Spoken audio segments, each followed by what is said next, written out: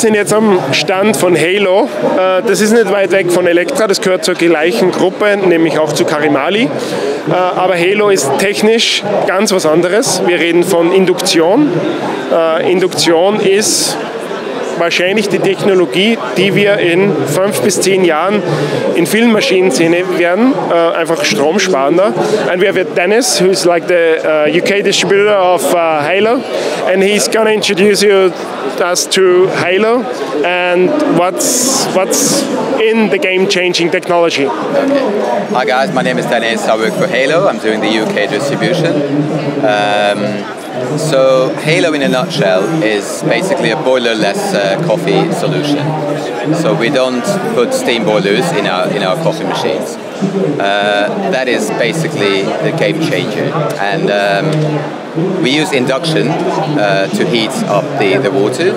So we only heat the water when we need it and however many milliliters we need.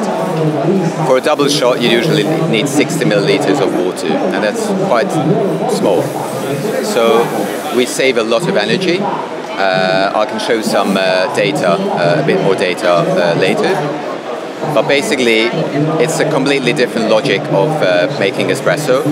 So we've been making espresso for more than 100 years, the same way. Fill up a tank, keep it at 125 degrees to generate steam as well as hot water. We have cold water in our machines, and then we heat it immediately up to 93, 94, 90, whatever we need. And how long does it take? Because that's like, it's your cold water, you need to heat it up. That's the question coming up. Yes, so when you switch on the machine in the morning, it's basically ready to make coffee immediately. We only need 3 minutes to heat up the group heads. So that's... So the group head is heated with like heat element or exactly, that's a traditional way of heating, but otherwise the machine is ready to make coffee immediately. And like for the shot, like you do a 25-second shot, how much time does the machine need to prepare before extracting? 2 or 3 seconds. Oh, okay. So okay. it's nothing. Nothing, okay. Okay, so that's, and on the coffee module, so okay, it's a modular solution. I'm not sure if you can see, you will see a bit later. All these modules are individual, separate units, so you can literally move them. They are completely standalone. They need a 13 amp plug. I mean 13 amp in the UK, 16 in Italy. So very energy efficient. It's like plugging in your microwave or your toaster. Right. One water connection, one plug, and you're ready to brew coffee. Modular, so we have a coffee module and we have a milk module. We created the milk module because there's no steam, so we're not using a steam wand. So our milk modules can do 2 types of milk, not at the same time, but after. So you need a milk fridge to keep, let's say, dairy, milk and oats in different containers. And then you just select a recipe on your machine, press the button, and you get textured warm milk. We can also do cold milk foam, which is quite interesting. Okay. Because we're using induction heating, so if we say I don't need the machine to heat up the milk, then we get cold foam, nice and thick microfoam, so you can put that on iced lattes or iced cappuccinos or on top. Okay. Or you can get quite creative. Right. You can check our other stand. There's another HEYLO stand just here, and we're running like chocolate milk, and you can even do cold brew and put it through the milk module, and then you get like a nitro coffee. Okay. So very interesting. That's a lot of potential in creativity and what you can do with the milk. Okay, so let's make coffee. Some coffee. Yeah. So Aga Rojewska, the World Barista Champion from 2018, she's behind HEYLO as a barista and in terms of design and flow. So she said, we just need one button to make coffee. Let's not complicate it. So this is our button to make coffee. If you press and hold, you get a little flush. And then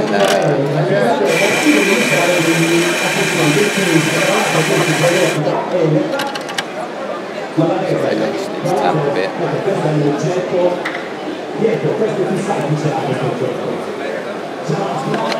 And the guys from Clever Coffee, we have a guest roaster from Denmark. They set up their own recipe for their own coffee.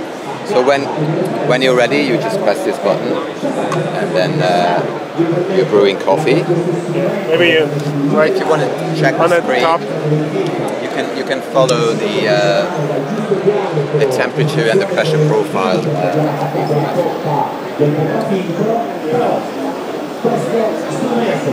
People mention decent espresso as a similar. The concept of profiling is really similar, but they have that's more of a home or a prosumer machine. Right. This is a commercial solution, and they also use a thermoblock, I believe, like not induction. Right. heating. Yeah. So like you can do like profiling on the temperature. That's one thing you mentioned before. Yes, and you can also do the same thing on pressure. Okay. So I can show you how to build a profile quickly, if that's interesting. Yeah. So within each recipe, let's say if I go to pressure profile, I can decide how many milliliters of what bar pressure I want my shot to dispense, let's say. So let's say I change my pre-infusion to 15 mils and 3.5 bars. The percentage equals to the bars. There's a compulsory ramp from a lower pressure to a higher pressure. Otherwise, you would destroy the puck and cause channeling.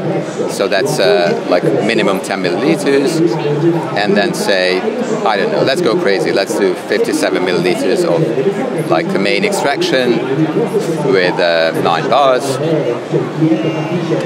And then 10 milliliter post-infusion with 5.5 bars. So you can see how precisely you can design each of your espresso shots. And so you have like an specific pump in there that can be steered, or? Yeah, it's a fairly, it's a rotational pump, so it's fairly standard, I would say. Okay. And then for the temperature, it's pretty similar. You can design various phases of your shot with changing temperatures. Up and down, depending on what you want your coffee to taste. Right. We use a temperature drop profile quite often. That tends to have a nice effect on most of the coffee. So that would mean that in the beginning you have less acidity because of high temperature then, or? Yeah. And then you want to pull a lot of components from the coffee at the beginning of the extraction, so you can go up to 95 degrees, for example. Depends on your roast level and the coffee. But then it's nice to have a dropping, falling temperature. So towards the end, if you keep 93, 94 degrees, same pressure, you can extract too much from your coffee, and then you can get like bitter components. Right. I'm not a scientist, but I can taste coffee, so that's proof of concept. Okay. So yeah. Wow. Okay, that's on the base. It's game changing, I would say, or it has the potential to game change. It's still very new in the market. Yes. So how many like outlets do you have where you have already that in production? So I'm doing United Kingdom. Right. So I installed three solutions about 2 weeks ago. Right. I only received my shipment 3 weeks ago. So I waited 1 week to. So ready to really get started now? It's really the beginning, but we are present in many other markets. Europe, Australia. Australia is huge, and they are very, very interested. We have a distributor already. And we're present in Denmark. I believe there are negotiations with Germany, Switzerland, Austria, in Vienna. They have fenced a cafe. They bought, I think, 5 or 6 HEYLOs. Spain, and I don't know, many different markets. Barbados, there was someone wanting to buy. South Africa, there was someone here buying 8 modules. So yeah. Okay, nice. The world is like starting to see HEYLO and realizing that it exists. And but that's also like the start of the journey, I guess. Yeah, so it's that's how it exists now. But I guess we're gonna see different versions of machines with that technology. Exactly. Hopefully the induction can go into other coffee machines. Right, yeah. Let's have a quick look at the mill. At the mill, yeah. So, as I said, it's also a standalone module. It can do 2 types of milk. So we have just the milk, regular milk fridges below the unit. You just need cold milk, the milk source. And then with these buttons you can change your milk recipe. Let's say I want hot dairy milk, and within each recipe I can very easily change the foam level from zero, from very flat milk, to a very creamy, microfoamed frothy milk. So for a cappuccino or a flat white or a latte, we tend to do around 30-40%. Depends on what milk you use. So let's just say 36. And once you're ready, you start dispensing. And then you can see that within each milk dose, we're running water through the system. That's because to keep the circuit clean. So you don't want the milk from the previous shot to be in the first drop in your cup. So it's all fresh and clean with water. And then you can see how it's dispensed. We're using only milk, as in there's no steam. We're not adding steam, so the milk is 100% milk, and you can taste the difference. These are the induction tubes actually to heat the milk. There's two of them, so you go from cold to warm and then from warm to hot. And it's very good for the protein molecules in milk, because when they get the steam 120 degrees, the proteins tend to denature and just fall apart because it's too high temperature for them. I talk about proteins like they were my friends. Yeah. I really care about the proteins in the milk. So yeah, I think it's worth noting the quality of the milk. It's really there's a good microfoam, shiny, basically what baristas like to work with. This probably is good for a latte. My latte art is not really good, but you can even see just the milk, how the quality of milk is. Yeah, this is more like actually a cappuccino, because you can see the dome. If I want a flat white, I would just change this to 20, press it again, and you have different texture in it. Alrighty. I think thank you very much. It was a very good introduction on that one. I'm really curious to see, really to see what's happening in the next years and next host. Hopefully, we can see a lot of induction. Yes, and come to London Coffee Festival as well.